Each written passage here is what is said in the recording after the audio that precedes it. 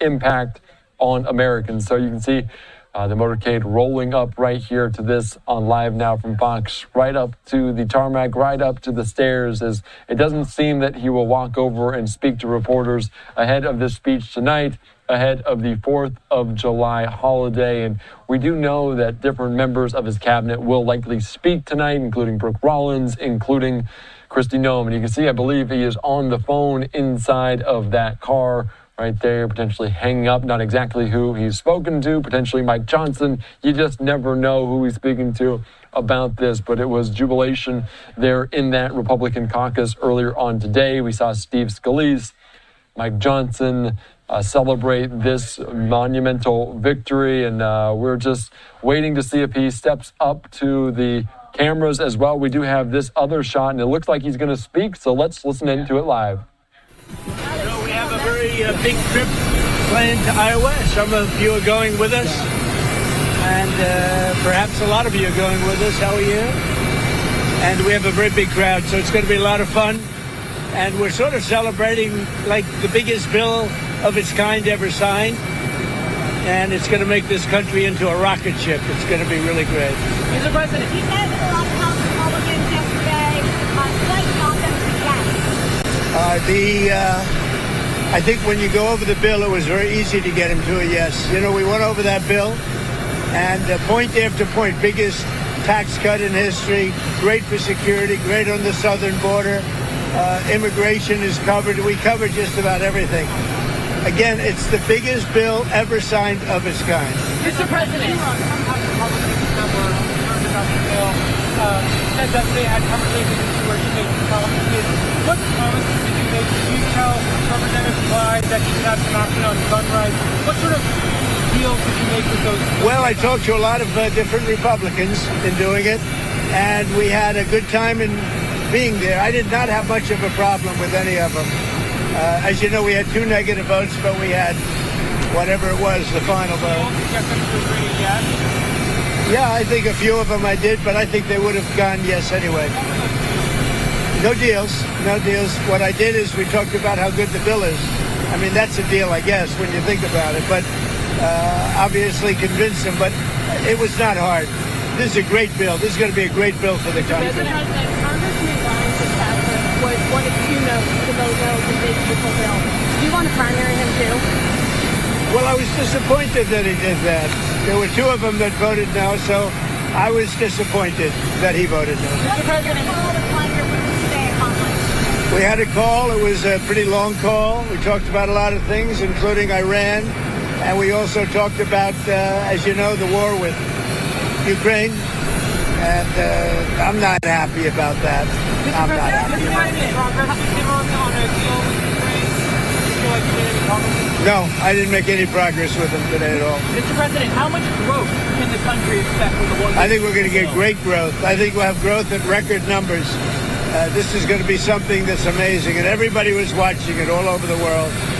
And I want to congratulate the Speaker and Tom Emmer and Steve Scalise and everybody else. I mean, they worked so hard.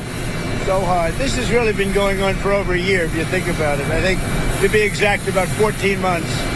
And this was the culmination, and I guess it ended a lot earlier. A lot of people thought it would end up the following afternoon. Well, it ended up late in the evening, but they were great. They were great. What do you think it says? And by the way, on the Senate side, now if you'll What do you think it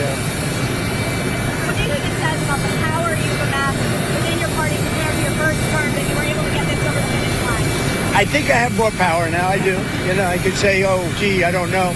I think I probably do, because we've had a great record of success. You know, my first term was very, very successful. We had the greatest economy in the history of our country. I think we're going to blow it away this term. But, you know, we've proven certain things, and, yeah, I think probably it's got more gravitas, more power. Sir, you signed a trade deal with Vietnam yesterday. Great deal, 40% on transit. Yeah. Can we expect any more of that before next week, sir?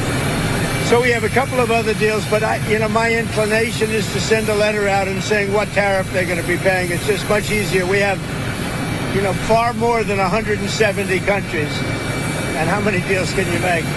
And you can make good deals, but they're very much more complicated. I'd rather, and I've been like this from the beginning, I'd rather send out a letter saying this is what you're going to pay to do business in the United States. And I think it'll be well received. I think it's just so many countries. And, then they go specific. Let's do this, let's do that, beef, ethanol. And I'd rather just do a simple deal where you can maintain it and control it. You're going to pay a 20% or a 25 or a 30% tariff. You put in a record. And we're going to be sending some letters out starting probably tomorrow, maybe 10 a day, to various countries saying what they're going to pay to do business with the U.S.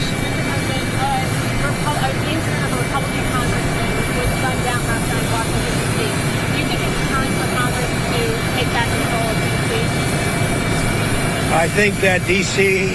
has to become a very safe place, and we're not going to let anything bad happen to D.C. That's our beautiful D.C., and we're not going to let anything bad, and we'll have something to say about it next week. Why did you pause weapons shipments to Ukraine? Why did you pause weapons shipments? We haven't. We're giving weapons, but we've given so many weapons. But we are giving weapons, and we're working with them and trying to help them. But we haven't. Biden emptied out our whole country giving them weapons, and we have to make sure that we have enough for ourselves. Who are you with? Oh, no wonder. Go ahead. President, there's going to be a lot of symbolism tomorrow when you sign the One Big Beautiful Bill on Independence Day at the White House, kicking off the 250 years of American independence. What message should Americans be getting tomorrow when you sign this bill? Well, I think it's going to be really a message of proudness. You're going to be proud of your country because our country is doing fantastically well. The economy is great. You saw the stock market today. We're setting records, and in every aspect of our country, we're doing well, despite the fact that we inherited millions of people that shouldn't have been here. And I think we have crime stats that are coming out that are showing the lowest numbers we've had in many years. And that also despite the fact that a lot of people are here that shouldn't have been let into our country. So they're going to be very proud tomorrow. So we're signing at about 5 o'clock. And at about 5 o'clock, we're going to have B-2s and F-22s and F-35s flying right over the White House. And the Speaker and I and John Thune, we're all there together with most Republican senators and congressmen and women. And it's going to be a great day. So we'll be signing with those beautiful planes flying right over our heads. All right? What are your expectations for the next round of Trump's three-way talks with Iranian counterparts? Well, we're going to see. Steve is a great guy. He's a great negotiator. Iran does want to speak, and I think they'd like to speak to me. And it's time that they do. We're not looking to hurt them. We're looking to let them be a country again. They got beat up, and, they were both exhausted, frankly, but Iran really got beat up, and I think they want to meet. I know they want to meet, and if it's necessary, I'll do it. But Steve is involved and very much involved, and he's done a fantastic job. All right, one more. President, on Gaza, do you still want the U.S. to take over Gaza as a part of a peace? I want the people of Gaza to be safe, more importantly. So that's good. I want to see safety for the people of Gaza. They've gone through hell. Thank you very much, everybody. Lucky numbers don't win jackpots. And his sister, also his brother, as he personally thanked President Trump for his role in securing his freedom. Alexander was released on May the 12th in what was billed as a goodwill gesture to Trump by the terror group. He also returned to Tenafly, New Jersey recently to a big celebration. The New Jersey native had gone to Israel to complete his military service at the time of the October 7th, 2023 terrorist attack. He was kidnapped and held captive for nearly 600 days by the Palestinian terror group Hamas in the Gaza Strip. He also spoke about what he endured and thanked President Trump. Let's take you out to some of these comments inside of that Oval Office. Tell the president what happened when they announced that he had won the presidency, how the treatment was. It changed. Took me to a new place, a good place. Good people did everything. Yeah, food. So they treated you better? Oh, wow. Sure. Because you were coming in and they were afraid of you. Yeah, they were. Yeah. They weren't too afraid of Biden. What a terrible situation that is. So they did that immediately when we won. They gave you better treatment. You could see it noticeably. It was definitely. Well, we're very proud. to have helped you. And the First Lady was very important to her. And the fact that you're American, but for all of them, but the fact that you're American, it had a big impact here. All right, you're just listening. He was responsible for saving 90 million lives over the course of 2 decades. American aid was responsible for that, Andrea. I'll correct you right there. U.S. aid was an element of the United States government dispersing taxpayer funds around the world for humanitarian aid for a variety of different projects. It was the United States government, and is, when it comes to the aid, not a department, but the nature of what this government, under various administrations, had approved. Let's keep that in mind. Can I continue? Yes, please do. But I wanted, it's something worth correcting. And former President Bush, who was responsible for PEPFAR, with bipartisan majorities in Congress for years, suggested that the saving of 25 million lives from antiretroviral drugs on HIV/AIDS as well as tuberculosis is something that the USAID staff, because he sent this to the USAID staff in a video, and he said to be reconstituted because the secretary's writing on Substack describes it as wasteful and not fulfilling U.S. goals. And inevitably, it grew into something that was beyond what it was meant to do. There's clearly some very good options and aid that was delivered, and that aid was maintained. But what we found was something that was unacceptable. We've been discussing this transparently from the beginning of the Trump administration and Secretary Rubio's State Department, that this, and I guess I'll have to repeat, that there is the past, things that happened in the past, certainly aid that went out that was beneficial, that has been maintained, and other aid that was not in line with America's priorities or what certainly the Trump administration and the Rubio State Department felt was appropriate. So they've taken action in that regard. It is also what I've said repeatedly, is even though the mechanism has changed because it grew unable to function in a manner where even auditing was something that was easy to do. There was a refusal to allow an auditing at the beginning of this administration. There was a sense that it was some independent organization, not something associated with the United States government. All of that is absurd.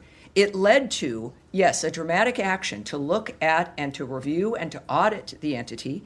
We've done that. A great deal of aid has remained. A great deal has been suspended or cut entirely. It fit well within the nature of needing to reform the government as a whole via the president's executive order to do so and to save money. I'll repeat again, Samantha Powers, the last USAID director under the last administration at the end of 2024, complained in public statements that when she started, only 7% of aid money that was assigned to various projects and groups made it to its intended destination. And that's because of bureaucracy and layers of contractors. And she was proud that she got it up to 10%. All of us would agree that that's unacceptable.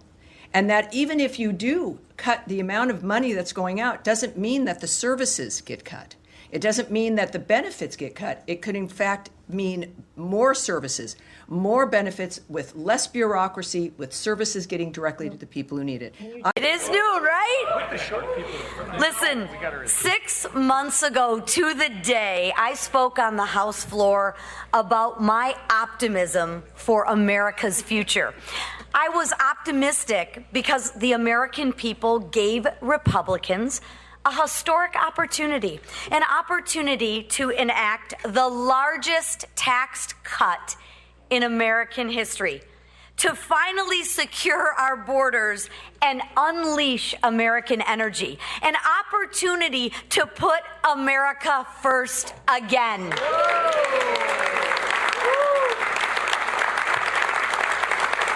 Well, I am proud to say, House Republicans, we delivered. And thanks to the work of the House Republican Conference and our president, President Donald J. Trump, Americans have certainty.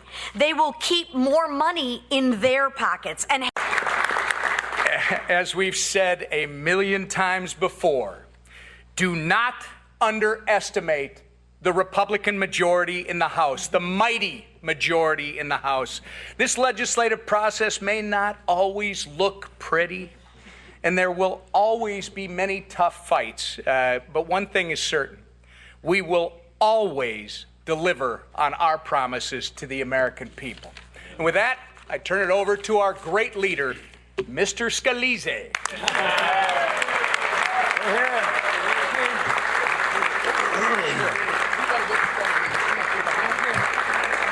Well, thank you, Whip, and what a beautiful day here in America. It is the golden age of America again. America's coming back. And I tell you, a lot of people wrote this bill off for dead. Nobody said it would be easy. But you know what? We didn't come here to do easy things. We came here to do big things. We came here to make history.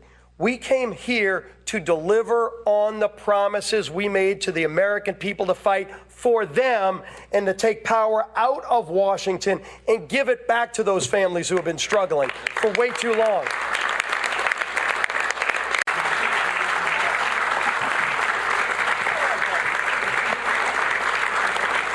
Thank you.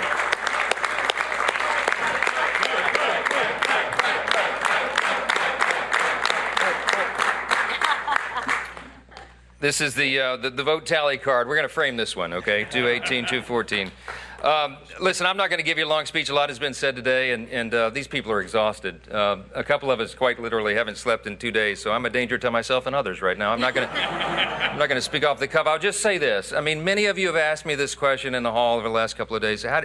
But when it looked like that we might actually deliver this thing, particularly this morning, how did you know? I mean, what kept you going? Why did you think this was possible?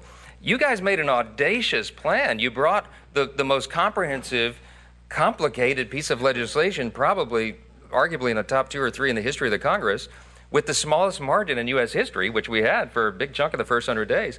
And you put this audacious timeline. You said you were going to pass it out of the House by Memorial Day. I mean, some of you openly laughed at me when I said that back in early February. And then we said we would get it done by July 4th. We beat Memorial Day by 4 days, and we got this one done a day early. I just want to point out, okay?